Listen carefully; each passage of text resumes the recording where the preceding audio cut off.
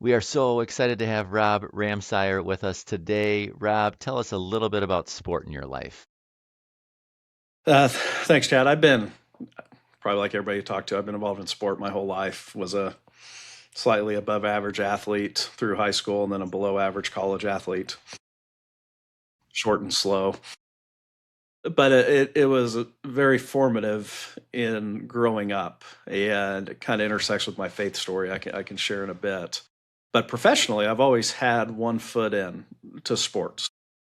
Uh, Out of college, I thought I was going to teach and coach at the high school level. Did that, coached for a year, and then ended up at the college level where I coached college baseball for 10 years, and was really passionate about. And I think we're passionate about the baggage we've tried to figure out in our life. And I was really passionate about identity formation with guys, and how does this not become who you are, and that can help improve performance and all these different things. So really geeked out there as a coach for 10 years, and then I'll never forget it. It was 2013 or 14. I was driving back from a doubleheader in Western Kansas and got a video of one of my kids doing something for the first time, and had one of those, oh, what am I doing type moments. Um, and as luck would have it, my boss and my boss's boss both announced retirements in subsequent years. And that got me out of coaching and into an administrative role. And since then, I've been in, at least part of my job has been athletic director. Sport has become a bigger part of my life in that role as I'm working with a lot of different coaches, a lot of different athletes. Um, I'm kind of that weird mix of I've gotten a lot of experience as an athlete, coach, and player, and I think sports are kind of silly.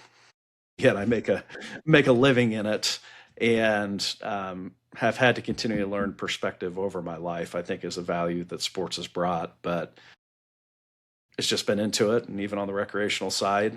Um, I'm an aspiring five handicap and got into it initially. I didn't play growing up really, and got into it when I got the job at Friends because I got asked to play and turned out I could raise some money while doing it, and just fell in love with it. So I golf every chance I get, which isn't a whole lot usually between work and the kids. Well, I'm sure Brian will ask some follow-up questions about that. Fantastic. But perspectives from athlete, coach, now athletic administrator, looking forward to getting into that. Before we do, tell us a little bit about faith in your life. I grew up in the church, but I tell people, so I have this. I think it's probably a flaw, but I fear over spiritualizing anything. I go to a Presbyterian church. I guess the Presbyterian Calvinistic side of me, but um, I had a conversion experience that was just undoubtable to me, kind of in junior high, where I'd been a believer, been going to church, but I was actually trained to be um, lead people to Christ at a Franklin Graham event that came to town. And for some reason, that night I couldn't make it in time, and I go, and um, the only time I've ever gone down for an altar call on anything in my life. Um, I mean, I'm the 9:30 service, traditional worship. Me and my wife are 30 years younger than everybody else in the church, kind of perspective. But that night, Graham actually gave the sermon about Jesus walking on water and calling Peter to walk with him in his doubt, causing him to sink. And that resonated with me. And without even knowing it, I walked down. And it was kind of one of those moments where um, all of a sudden I'm sitting in my chair, and then the next moment I'm in front of the altar accepting Christ into my life. And that's where I started, I think, what I'd call a faith transformation, and have been, for lack of a better term, hope it's not offensive, a theological mutt the rest of my life. Went to an E-free church in high school, graduated from a Nazarene school, and then one of the more formative faith times of my professional life, I worked at Heston College, which is a Mennonite school. And when I went there, I couldn't tell you the difference between Amish, Mennonite, anything like that. And I had a friend tell me in a Bible study I was part of, who was Mennonite while I was there, saying, you know what, you get too stuck on the cross. And, you know, my world, that's like, why wouldn't you, right? And the Mennonite term, he said, we talk about reconciliation with the world and how are we walking with the poor, that the needy, with each other. to bring the kingdom of God to earth. And it sounds simple, but that kind of rocked my world and really informed, changed how I led and how I worked with the guys I was coaching. Um, and now we've gone full circle where we come back and we're members of the Evangelical Presbyterian Church, but I have these kind of weird Anabaptist looks, and you guys could probably pick my theology apart. But faith has always been central, and especially with the intersection of sport, finding identity in Christ as opposed to in works and sport or whatever it may be, um, has really kind of weirdly been foundational to my faith journey. Well, Rob, thanks for both of those answers. It gave us a lot to build on. I love the diversity of your professional background. You played sports, mediocre level. We join right in. Chad and I, we're right with you. Absolutely. Yep. We're both coaches that have spent time in administrative roles. Again, same thing that seems to resonate with us very much so. But I really appreciated the way you talked about growing up really in a stoic, intellectually led congregation, and being pushed out of that a little bit by Franklin Graham. In my case, it was just moving to another place and going to different types of churches. And that I'm really appreciative of those aspects of my life as well. But you really hooked me at a 5 handicap. So I'm like, not will you aspiring. marry me, Rob? I mean, this is perfect. Yeah. Well, This is let me interject a silly fact. So my wife's family is all golf families, and talking about marrying the right person. Her parents are members at Prairie Dunes in Hutchinson, Kansas, which is a top 25 course in the world. And then her grandfather was the founding president at Flint Hills National Golf Club near Wichita, which is a top 150 course. So I live a pretty charmed golf life. So you're welcome to come down and join us. Yeah, we call that falling with your butt in the butter. I mean, that's quite something. Yeah. So other than all those really unique aspects of your life, it's my duty to ask you, one thing that our listeners could get to know you through, some hobby, some strange thing that happened in your life, some travel location. So, you already said sport is silly, so you can't use Yeah. that one again. Something else. Okay, I want to tell a story about my career. So I went to a Division III in Texas my freshman year, and probably had the traditional freshman year experience where I thought I was a lot better than I was. Long story, crumble, whatever. But that summer, I got placed on a athletes in action baseball team in New York, and this was like the beginning of the end of my baseball career for a while. But our first game there, we're playing the Hornell Dodgers, and they, replica Dodgers uniforms, intimidating as can be. And they have a left-handed pitcher on the mound that night from Texas Tech. And he broke my bat twice on foul balls. And this field was a converted football field, so it's like a mile and a half to the dugout. So you imagine walking back in a new bat. And after breaking my bat twice on foul balls, he strikes me out looking. And there's a spiritual element to that I can talk about some other time, but shattered my confidence. I was terrible all summer. Turns out that guy was a guy named Dallas Braden, who ended up pitching in the big leagues, and 5 years later threw I think the 20th perfect game in Major League Baseball history. So That is I was struck fantastic. out by one of the 20 guys that have done that. One of the best. In Absolutely. style, a few broken bats, and A claim to fame for sure. I love that. yes. So there's a weird one for you. Yeah, that's great.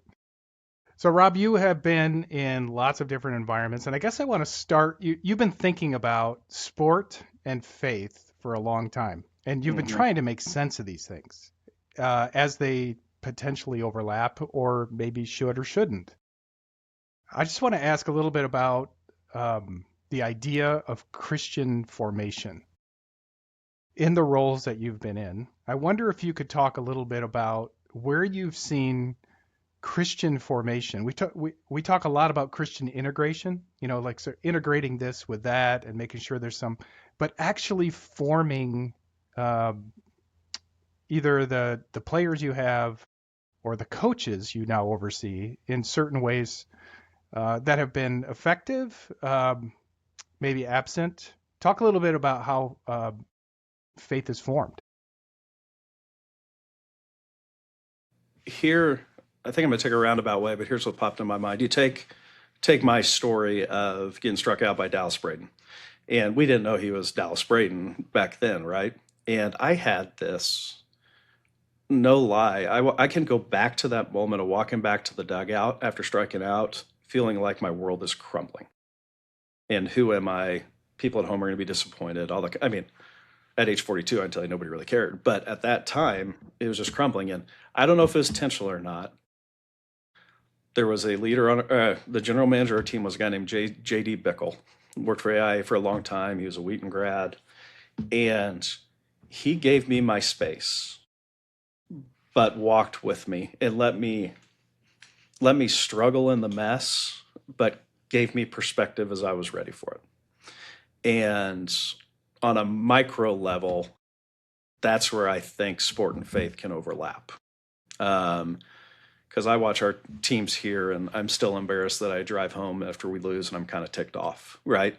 But intellectually, I know the times our coaches lead well through those moments, through the valleys, and probably through the peaks too, or they walk really well with a kid that gets beat out and provide a perspective of, hey, your identity's not this, or here's how we treat each other. Unbelievable opportunities for formation. But we have to be able to settle in the hard and the mess and keep perspective. So that's one thing that comes to mind. I think with coaches, it's a very different thing. The coaching role, especially the college level, is one of autonomy in a lot of ways, and coaches don't like being told what to do. So, except I'm sure you guys were very open and Very never, open. you know, Absolutely. I know I was. So I've become a real systems guy with coaches. We become what we talk about. So we do trainings and all that kind of stuff. But for the formation of coaches, it's the conversations we have and the follow up we have. And I think from my role, how I treat them in the hard times. And that's foundation. Actually, I just got done doing one a little bit ago. I'm pointing at my table in my office where once a month, every coach, we have a small group where we're talking philosophy and faith and just how all that works into our work. And I think the formation with coaches can be largely organic, but it's time intensive and it's intentional. I don't know. What do you guys think? Oh, I think we're trying to, I mean, your thoughts are definitely helpful for us in spurring on more questions that we have. And I imagine that's just the tip of the iceberg for you too, how you answered, right? And so with the impactful coaching project that you have, like what are some of the things that you've learned from that, or how has that changed what you've thought about all of this related to Brian's question? Yeah. Here's an interesting part of it. So we've been going through a 3-year research project with our students where we do end of the year evaluations with all our programs, and part of that is student athlete feedback. And it's IRB approved research, but we've asked them for 3 years a form of the question, what motivates you to participate in your sport? And what we've found, some of it's really surprised us, and it kind of hurts my coaching heart a little bit, because 60% of them, a little over 60%, the primary motivator has been relationships, which that makes sense to me. Teammates is the number one within relationships. Family is number two, and coaches are a distant third. Like 10% of the people that said relationships said the coach, which I just found fascinating. I expected it to be the coach. That's how I felt as a coach.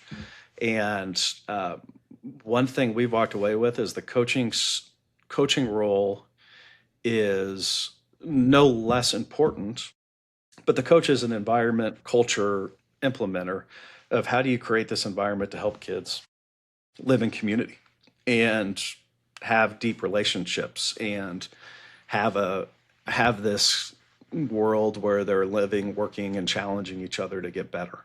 And I think that probably kids would answer that question differently 20 or 25 years ago. But that's something when I watch our teams, I'm like, I didn't see it before, but yes, that absolutely makes sense. And here's the other kicker on the relationships piece, or that survey, is we've only had 2 or 3 teams whose primary motivation they listed as winning, and all of them stunk that year. Well, I mean, And that, yeah, it makes sense to me once I saw it, but I was It, surprised to see it. yeah, that's exactly right. And actually leads me to my question. First of all, I appreciate the fact that you are taking a data-driven approach to this. I mean, you're actually asking these questions and you're asking it repeatedly over time. I think that's fantastic. It gives you something to go on, and it certainly gives you opportunity to talk with your coaches about how they might change, make some adaptations to meet the expectations of the university and of their players. So when you think about hiring coaches and they ask you, what's my purpose? What's the point of this job? You mentioned that you get grumpy about going home after a loss. I Yeah, think we're sports people and we yeah, do that, right? And you mentioned that, maybe we're inclined to emphasize winning a lot. Where does it fall? How do you describe the purpose of a coach you've hired? yeah. So I'm stealing this line from the book, The Messiah Method. We did a study with our coaching staff a year or two ago on that. And they had a line on there of winning is always the point, but never the purpose. So if I'm asked by a coach how important winning is, I think it matters. Why else do you play the game? But we're not willing to sell our soul to it. And ironically, at least at our level, um, when you sell your soul to it, often you get worse. So I think so. I just gravitated towards that so hard. Winning is always the point, but never the purpose, which lines up pretty well with the research I was talking about earlier. And then we get into the goals with our coaches. I have this tendency to, I'm kind of a let's go do the next thing, and I'm trying in this phase of life. How do we simplify and stay focused? And I think for a college coach, the goals are pretty simple. We want them to coach holistically. We want them to commit to the process of winning because you guys coach long enough. The wrong kid gets hurt, you're not going to win. So how are we process driven? And then we want to retain and graduate student athletes. And when you boil it down, it's pretty simple. And I think winning takes care of itself by and large over time. What are some of the things that you've learned then about, you mentioned holistic coaching, right? What are some of the best ways to be a holistic coach? We're taking the focus off of the outcome, even though we're always trying to win, right? That's not the purpose. You've said that. You've talked about being process oriented, that being important. You're speaking with coaches pretty regularly, both on your campus and beyond, especially with the podcast, Beyond Coaching. What is it that's beyond coaching? I get the sense you're talking about sort of beyond X's and O's or beyond winning. What is it that's important for a coach to be able to do beyond sort of that work towards trying to win? Yeah. So none of my thoughts are original. But Tim Elmore, who I've geeked out on quite a bit, I really like his stuff on working with this generation. He says, to lead this generation, you have to know what you're talking about because they can fact check everything very quickly, and you have to be authentic. If you're not either of those things, they're going to bail on you very quick. And I think with Gen Z, and I assume Gen Alpha will be the same way, there was a blanket trust, I think, with our generation with coaches. And our kids now, even though they're online, I think there's some delayed developmental skills of how we talk to each other, conflict management, but they can see a fraud and they bail on a fraud. They're not going to blindly trust, and they're out. So um, I think that's one of the biggies I look at of coaches who I think are wonderful people. If they can't find a place to be authentic, they have no chance to impact. And I'm going to ramble here because I got a lot of thoughts on you. With Impactful Coaching Project, we call it ICP. We talk about how transactional leadership leads to transformational leadership because transactional leadership builds trust. And transactional leadership is you do what you say, I do what I say, follow through, follow whatever those agreed upon expectations are. We're going to trust each other, and then that gives you the opportunity to have a transformational impact. Coaches that get ahead of themselves and want to have the transformational impact without the transaction of just trusting each other, it doesn't work. But if you follow that process and you get to know them, you're authentic. I don't see any difference between this generation or previous ones. They'll run through a wall for you. They'll do all those things.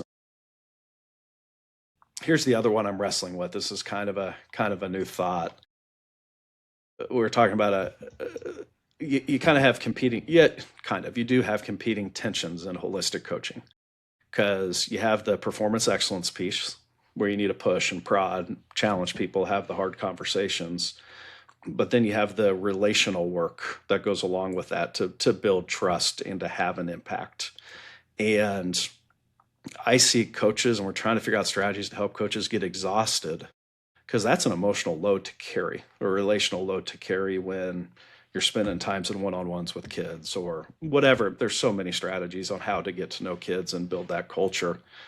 But those same kids, you also have to give hard feedback to, or not give them the spot, or whatever that may be. And that wears coaches out. I mean, we have one coach here this year.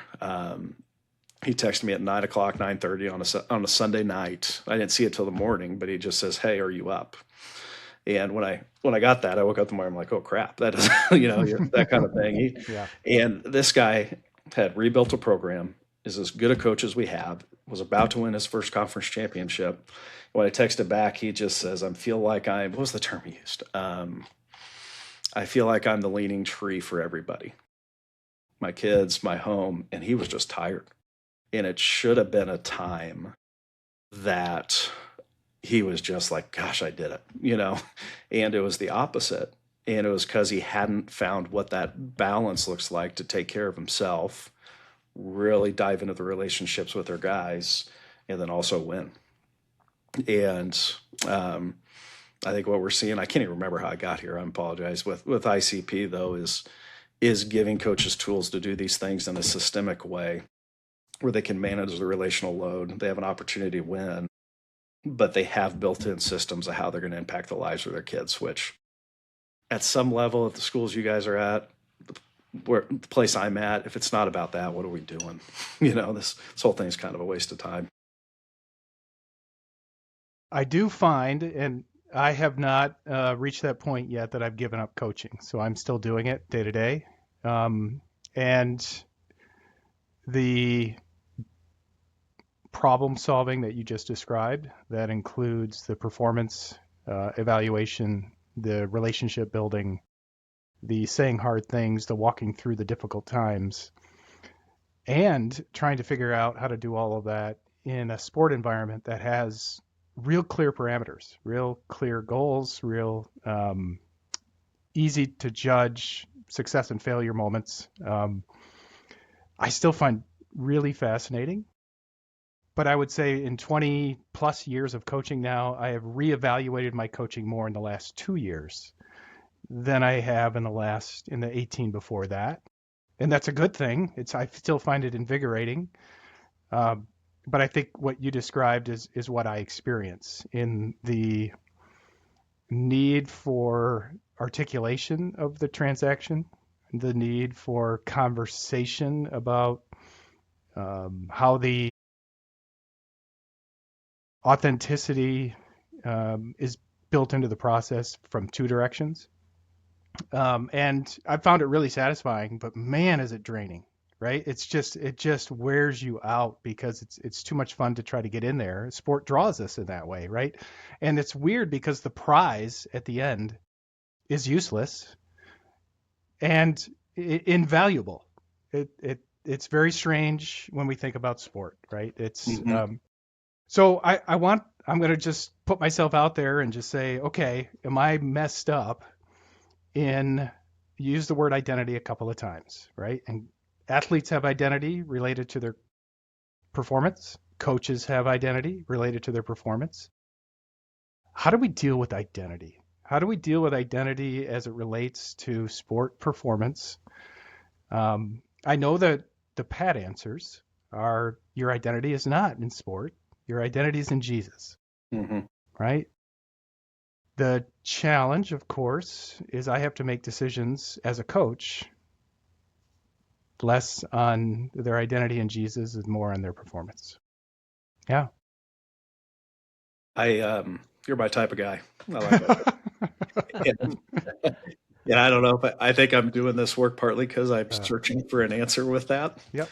But even the identity piece, I think when things go south, like in the athletic director side of my role, when I deal with major conflict between kids and coaches, a lot of times it's a role related issue, and all of a sudden it's a family identity that's threatened because they had spent so much time growing up in this system getting fed a bunch of lies, in my opinion.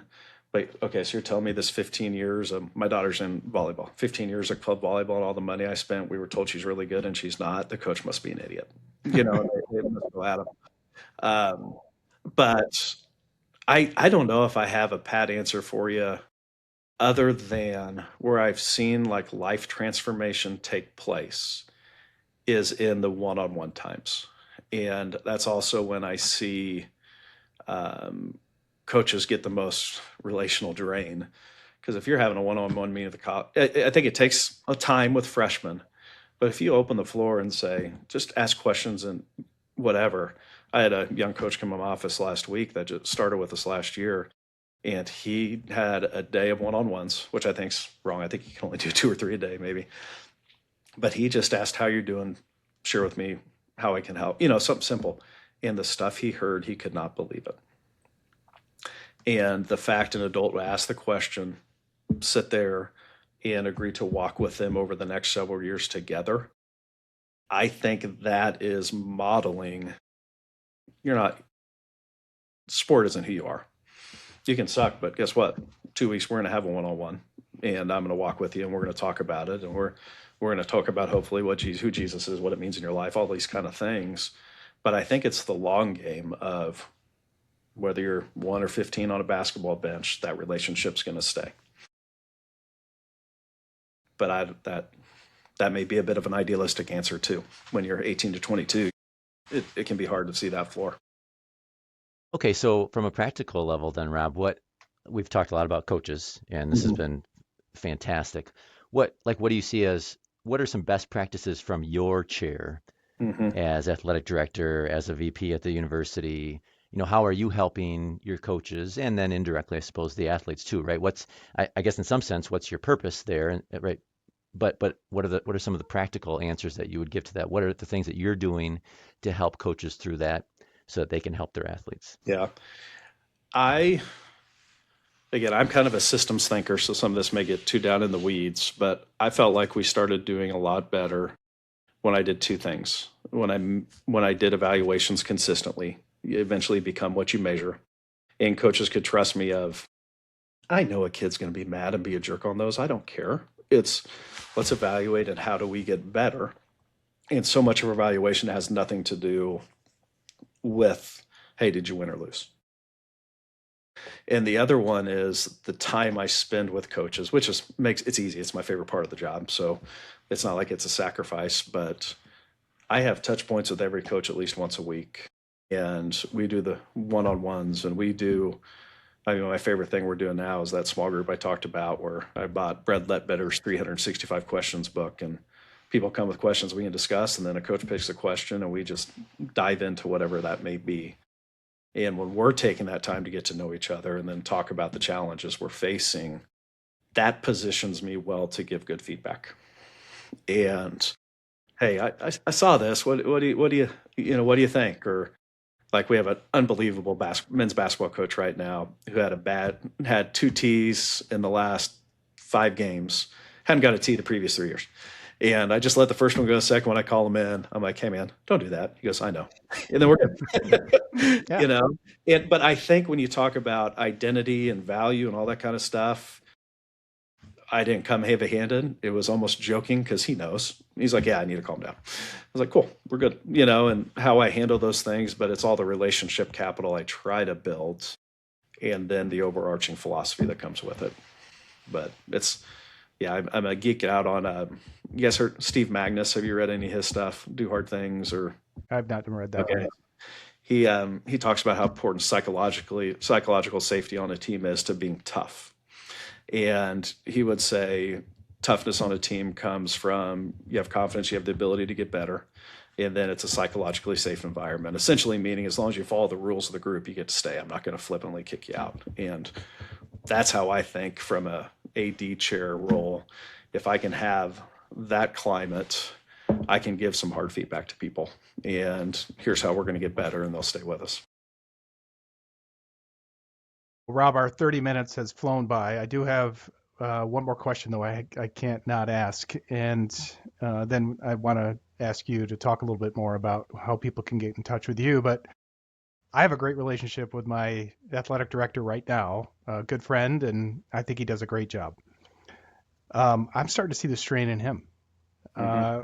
And you talked about reading books and getting, your coaches together. Do athletic directors talk to each other? Do networks exist where you're fed and led in any particular way? And if yes, where? And if not, how would that work? Um, Ironically, at the conference Chad and I were at together a few weeks ago, I got to talking to somebody about this. There's unofficial networks. Like I have a few friends that I lean on and trust, and that would have similar perspectives, but it's very informal. So, um, so yeah, I'd be very open to that. There's some national conference type stuff, but that's different. Yeah. Yeah, we're really interested in that here at Sport Faith Life as well. And so those are Okay. questions we're asking. Yeah. I'd love to partner in something like that. All right. Great. Yeah. Rob, tell us a little bit about, we know you're at Friends University and you're doing your day job, which is only, 12 hours a day or so. You went from, one season as a coach to every season as an Yes. athletic director. That's just the way that works. Yeah, but tell us a little bit about how folks can find you and some of the resources you put out.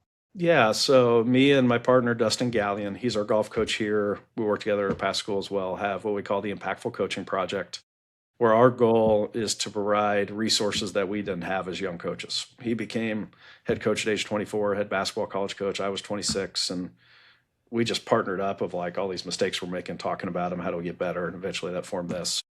Our website's impactfulcoachingproject.com. We also have a Substack. We put out something every week on Substack. We have a podcast called Beyond Coaching. We put it every week that you can find on Apple, Spotify, any of those. But we're just really passionate about how do we help coaches lead holistic programs where kids grow holistically and coaches are healthy. So yeah, it's just a blast. Awesome. Great to get to know you, Rob. Thanks so much for the good work that you're doing. Best to you and your partner as you put together more resources for coaches. I think everything I heard is just really inspiring in terms of where you're coming from and the good work that you're doing. So thanks so much for that. Thanks for coming on Sport Faith Life. Thanks for having me, guys.